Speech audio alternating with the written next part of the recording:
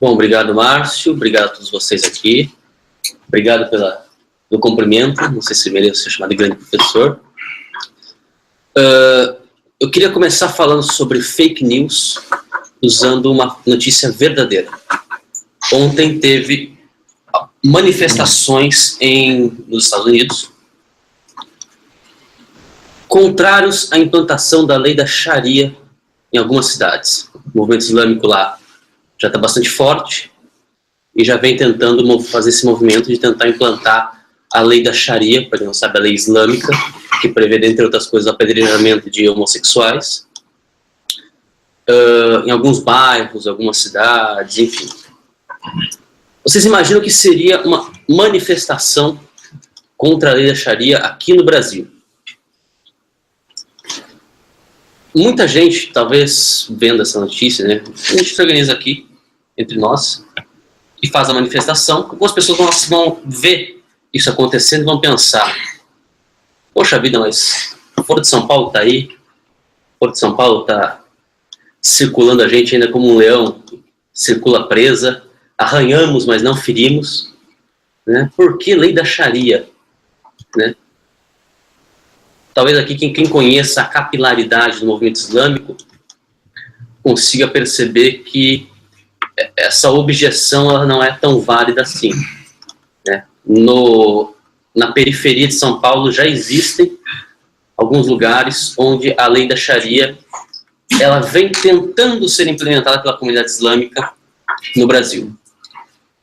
Mas o raciocínio não está equivocado. Não é o raciocínio que está equivocado. Para uma pessoa dessas, você fazer uma manifestação contra a lei da Sharia é como você fazer uma manifestação contra a lei hindu. Vocês imaginam aí a gente saindo na rua, o pessoal assim na rua, né, meu churrasco, minhas regras, não mexa na minha carne, vacas não são sagradas, etc. Não faz sentido, né? Por quê? Porque as pessoas não conhecem as ameaças que estão passando, né? Muita gente fala que a democracia se define pela liberdade de opinião. Mas se você não tiver informação, você vai ter opinião sobre o quê? Então a informação é essencial para a democracia. Bom, como é que se chegou a esse ponto? Como é que chegou a um ponto em que a mídia não pode mais ser confiada para nos dar as informações corretas daquilo que está acontecendo perto da gente? Para falar sobre fake news, na minha opinião, tem várias abordagens, né? Eu vivo já há 3 anos combatendo a fake news. Numa outra ocasião eu falei que eu vivo há 3 anos de fake news, o pessoal me entendeu errado, eu preciso explicar melhor, né? E, na minha opinião, há 2 abordagens que são essenciais para entender o que é fake news, que é a abordagem histórica e a abordagem conceitual. Ou seja, como é que chegou a esse ponto? E o que eles fazem de fato? Para entender o que aconteceu no Brasil, a gente tem que voltar um pouquinho, alguns anos, década de 1960.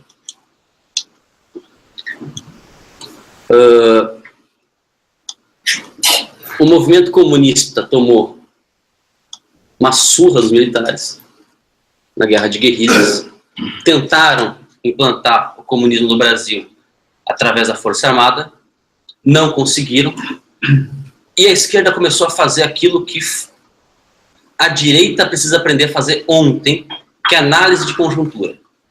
Sentaram entre eles e começaram a discutir exatamente o que estava acontecendo. Por que nós perdemos? E mais importante, por que nós, a vanguarda revolucionária, tentamos fazer uma guerra revolucionária e o proletariado não nos seguiu?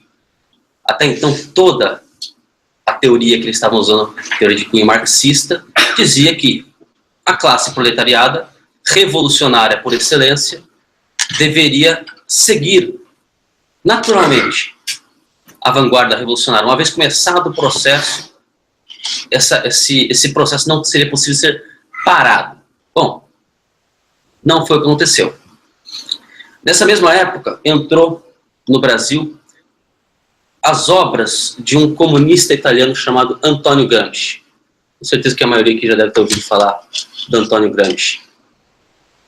Recentemente, esse nome está sendo ventilado bastante na internet, na mídia não. Mas na internet esse nome tem sido muito falado. O que dizia Antonio Gramsci de fato? Antonio Gramsci ele tinha uma visão bastante peculiar ao que até então se apresentava dentro do movimento comunista. Ele dizia que para você conseguir implantar o socialismo era preciso mudar a percepção do povo a respeito das coisas. Ou seja, em outras palavras, Antonio Gramsci ele percebeu, à sua maneira, uma coisa que o Eric Wegelin, o filósofo alemão, já tinha percebido, que é a realidade social e política de um país está determinada pelo seu horizonte de consciência, aquilo que as pessoas conseguem imaginar, né? Imaginar dentro de um campo de possibilidades. Tem um outro autor chamado Hermann von Hofmannsthal, que dizia: nada está na política sem que esteja antes na literatura. Por quê? Porque a literatura, a cultura, a visão que os homens têm a respeito da realidade é o que dá o esquema geral de possibilidades. E os capacita ou incapacita a entender o que está acontecendo. Paralelamente a isso, o movimento comunista brasileiro, lendo as obras de Antonio Gramsci, chegaram à conclusão de que a nossa classe trabalhadora era irremediavelmente reacionária, conservadora, cristã e não estava nem aí para a luta revolucionária deles. Qual que era o objetivo, então? Era justamente reduzir o horizonte de consciência da população, reduzir esse horizonte de consciência, para que as pessoas não fossem capacitadas a entender o que estava acontecendo. Para que elas vissem, por exemplo, um caso de corrupção como o do Lula e chamassem Lula de ladrão, simplesmente. Olha, quando você chama alguém de ladrão, você está colocando ele no mesmo patamar que os demais políticos. Não todos, evidentemente. Mas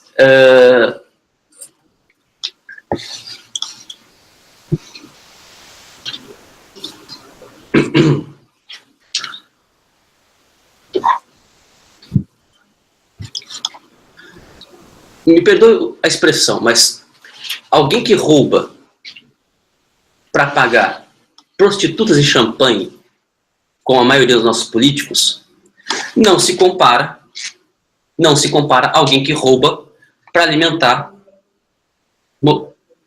regimes venezuelanos que atiram contra a sua população, matam estudantes na rua por estarem protestando. Então há uma diferença que a população não consegue aprender. Ela não consegue entender o que significa Foro de São Paulo. Não consegue entender o que significa uma estratégia coordenada da esquerda. A ideia era essa: tirar da população a capacidade de entender, a capacidade de arguir sobre aquilo que estava acontecendo. Eu cresci numa década achando que Marighella era um herói do povo, achando que Che Guevara era um cara bacana. Eu tinha camisa do Che Guevara. Eu já tive camisa do Che Guevara. Né? Por isso a barba? Não, a barba veio um pouco depois. Quando eu tinha 16 anos, eu já fui filiado ao UJC, União da Juventude, e o C não é de cristão. União da Juventude Comunista. Eu cresci achando que... Eu cresci sem ouvindo falar nada do Foro de São Paulo. O Foro de São Paulo não era nem citado pela mídia. E eu cresci acreditando que o PT era a esperança de uma moralização da política. Em resumo, eu cresci na década de 90. Era tudo que a mídia falava pra gente nessa época. Bom, mas voltando um pouco. Como é que a gente sabe que as coisas foram assim? Como é que a gente sabe que na década de 60... Porque até então isso explica as coisas, né? Bom, tinha o movimento comunista que se infiltrou, etc, etc, etc. tinha essa ideia, né, de controlar a mentalidade do povo, etc. Parece muito bonito, mas a gente sabe o que aconteceu de fato. Duas fontes a gente pode citar. Primeiro, a própria discussão interna do movimento comunista. Você acompanha aí, por exemplo, pela editora Civilização Brasileira, que deu uma imensa cobertura à obra do Antônio Gramsci, que era de um comunista, Enio Silveira, filiado ao Partido Comunista Brasileiro. Então ali você tem a prova documental, digamos assim, de que essas obras estavam sendo discutidas no movimento comunista. E, por outro lado, nós temos a prova testemunhal de Olavo de Carvalho, Percival Pudina, Heitor de Paula, que são pessoas que acompanharam esse processo de perto, alguns até colaboraram com esse processo, e disseram assim, olha, as coisas estão acontecendo dessa forma. Nós acompanhamos os comunistas entrando, de fato, nas redações dos jornais, promovendo os seus aliados, perseguindo os seus inimigos, calando-os, e depois de um tempo a coisa houve uma hegemonia de fato, conseguiram uma hegemonia de fato. Aparelhado. Totalmente aparelhado. Bom, mas isso explica como é que foi as coisas na década de 60, 70. Dali para cá, como é que aconteceu? Ou seja, como é que o movimento comunista conseguiu perpetuar a sua influência dentro desses ambientes a partir da década de 60 e 70. A maioria desses militantes, né, já faleceram, ou são idosos hoje, já são aposentados. O próprio Olavo de Carvalho, o Heitor de Paula, o Percival Pugina, que eram jovens na época, já são senhores de idade hoje. Então, como é que a coisa perpetuou-se? Será que o movimento comunista continuou colocando agentes lá constantemente? Não temos nenhum indício que isso tenha acontecido. Então, o que aconteceu? Há uns meses atrás, a gente estava entrevistando um senhor num programa nosso do Terça Livre, o Update Brasil. A gente entrevistou o Dr. Peter Pry. O Dr. Peter Pry é ex-agente da CIA e estava comentando uma situação que era parecida, que está acontecendo nos Estados Unidos e que é parecida ao que acontece no Brasil. Né? Com suas diferenças, evidentemente, mas bastante semelhante em alguns aspectos. E o Alan perguntou para o Dr. Peter Pry quantos agentes de influência existem de fato hoje na mídia americana? Quantos agentes de fato ainda estão lá? E a resposta do Dr. Pry foi o seguinte: agentes de influência de fato, quase nenhum. Quase nenhum. Menos ainda quem sabe e entende o que está fazendo. Quem sabe e entende o propósito, a estratégia daquilo que está reproduzindo ali. Acontece que essa geração de jornalistas e de professores universitários, porque o mesmo processo aconteceu de maneira bastante semelhante à Universidade Brasileira, à Academia Brasileira, eles se formaram dentro do ambiente que já tinha essa mentalidade. Chegaram lá como jovens, como estagiários, estudaram em escolas de jornalismo já dominadas pelos comunistas, alguns se formando, viraram professores eles mesmos e começaram a repassar aquilo que tinham aprendido. Outros foram para os jornais e lá encontraram mais comunistas que ensinaram o ofício da mesma maneira. Então a coisa acabou tomando um automatismo, uma certa espontaneidade.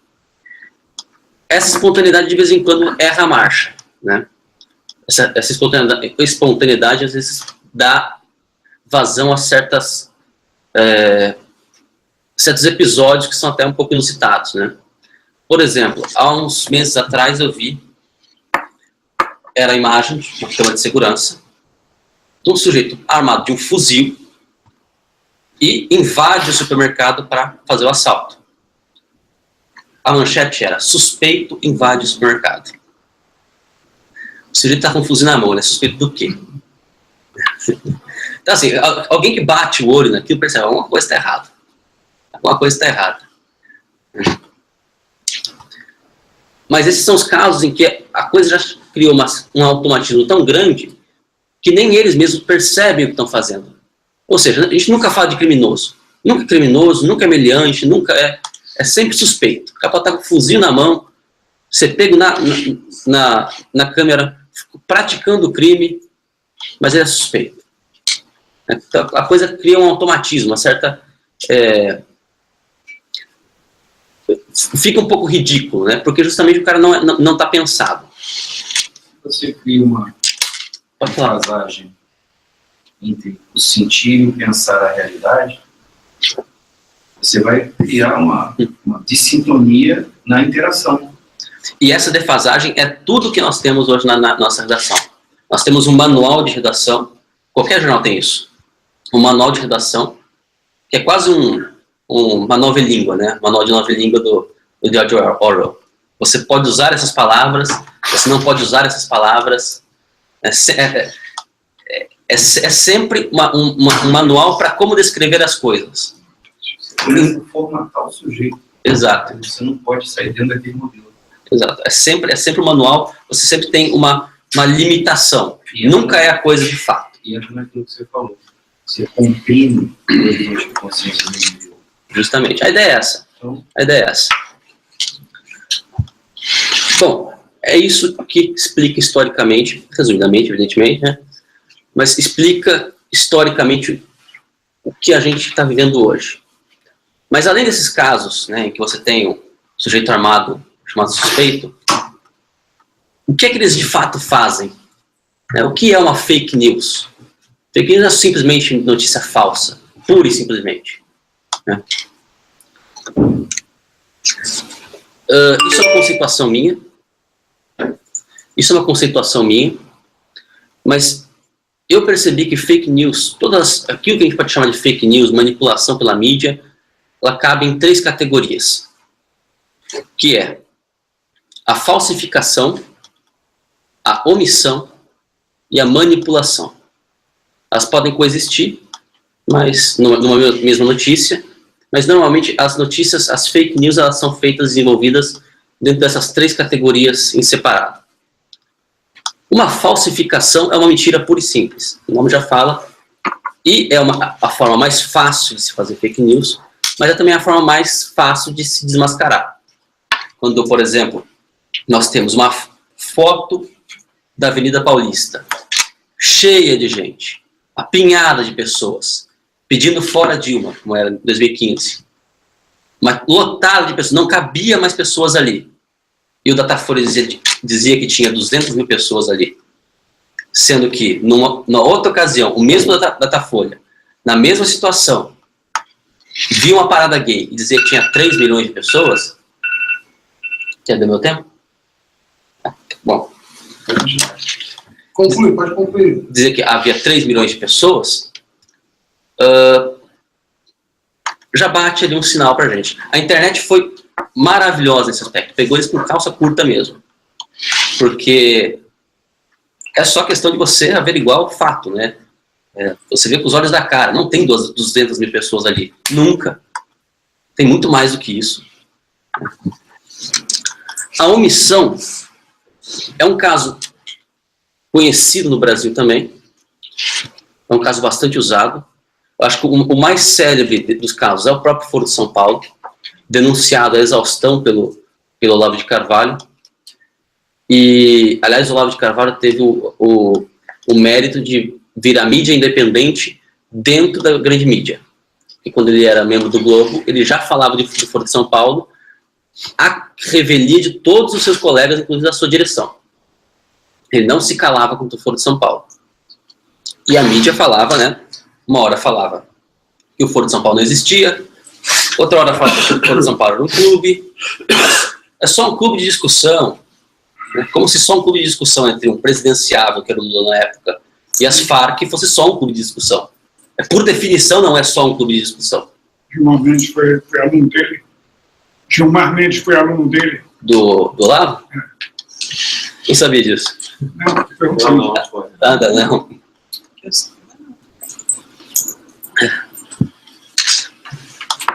E o terceiro que eu acho que é o mais difícil de se averiguar, que é a manipulação ou distração. Que é quando você pega uma um aspecto que é verdadeiro, mas exalta a sua relevância. Um exemplo pitoresco aí da semana passada, numa coluna assinada pelo Anselmo Góes, da Folha, a seguinte manchete: Trump sai do Acordo de Paris, mas usa muito laque no cabelo.